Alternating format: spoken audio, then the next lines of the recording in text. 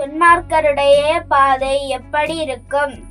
ஏ குறுகலாக, B காரிருள், C பிரகாசம், D விசாலமாக.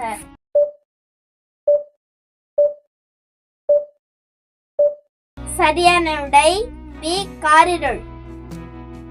தாங்கள் இடறுவது இன்னதில் என்று அறியாதவர்கள் யார்? ஏ நீதிமான், பி ஞானவான், சி தூதர், டி துன்மார்க்கன்.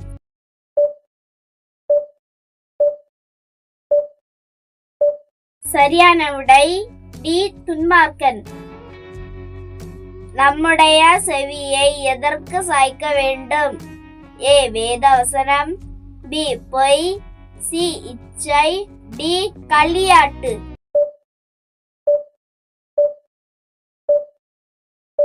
சரியான விடை ஏ வேதவசனம். வேதவசனம் எதை விட்டு பிரியாதிருப்பதாக? ஏ இருதயம், பி காது, சி கண், டி வாய்.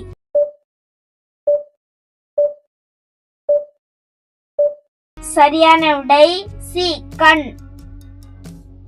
நம்முடைய இருதயத்துக்குள் எதை காத்து கொள்ள வேண்டும்? ஏ வசனம், பி ரகசியம், சி உண்மை, டி பொய்.